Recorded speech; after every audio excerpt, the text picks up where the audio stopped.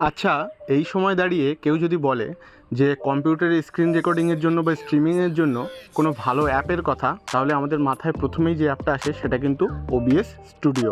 তো আজকে আমরা দেখব যে OBS স্টুডিও কীভাবে ডাউনলোড করা হয় কম্পিউটারে আর সেটাকে কীভাবে সেট আপ করা হয়।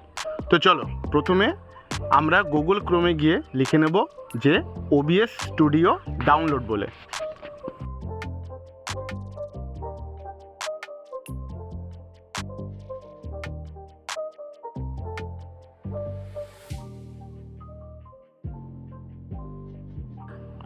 এবার প্রথমে আমাদের যে লিঙ্কটা আসবে ডাউনলোড OBS স্টুডিও বলে, এইটাতে আমরা ক্লিক করব।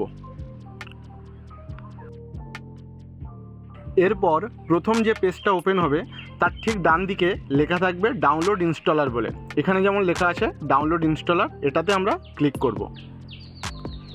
এরপর দেখুন এখানে কিন্তু ডাউনলোড হওয়া শুরু হয়ে গেছে।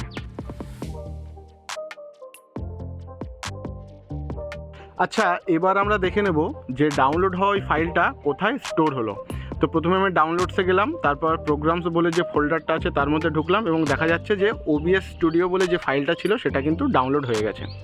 এবার আমরা এখান থেকে ইনস্টলিংয়ের যে প্রসেসটা সেটা শুরু করব। নেক্সট, এরপর আবার নেক্সট, তারপর এখানে সি ড্রাইভে OBS স্টুডিও ডাউনলোড হবে, এখানে ইনস্টল বলে আমরা ক্লিক করব এবং এখানে কিন্তু আমাদের ইনস্টলিং যে প্রসেসটা সেটা কিন্তু চালু হয়ে যাবে।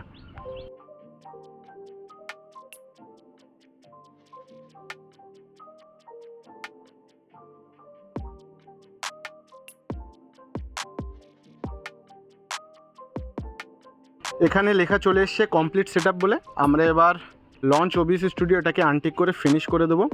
তারপর তার মধ্যে ঢুকে সোর্স বলে যে সেকশনটা আছে ওখান থেকে আমাদের অ্যাড সোর্স, সেখানে গিয়ে ডিসপ্লে ক্যাপচার, এর মধ্যে ঢুকলে সেখানে দুটো অপশান আসবে। প্রথম ক্রিয়েট নিউ, তারপরে অ্যাড এক্সিস্টিং। এখানে ক্রিয়েট নিউ আমরা এখানে নতুন করে ফাইলের নাম দিয়ে সেটাকে সেভ করতে পারি। তারপরে যে দুটো অপশান আসবে ক্যাপচার মেথড আর ডিসপ্লে, তো ডিসপ্লের মধ্যে গিয়ে আমরা যে সেকেন্ড অপশানটা থাকবে এই অপশানটাকে চুজ করে আমরা এখান থেকে স্ক্রিন রেকর্ডিং চালু করতে পারি। তো দেখতেই পাচ্ছেন যে আমাদের একটার মধ্যে আরেকটার মধ্যে আরেকটা এরকম করে উইন্ডোজগুলো সাজানো পরপর চলে এসছে। এরপর ডান দিকে কন্ট্রোল বলে একটা সেকশন আছে, আমরা চলে এসেছি এখানে। এখানে স্টার্ট রেকর্ডিং বলে যে বাটনটা আছে এখানে ক্লিক করলেই কিন্তু স্ক্রিন রেকর্ডিং চালু হয়ে যাবে। নিচে যে লাল পুটকির মতন আছে ওখানে আপনার ডিউরেশনটা দেখাবে যে কতক্ষণ আপনার ভিডিওটা শ্যুট হচ্ছে, আর ডান দিকে দেখাবে FPSটা। আমার আপাতত 30 FPS শ্যুট হচ্ছে।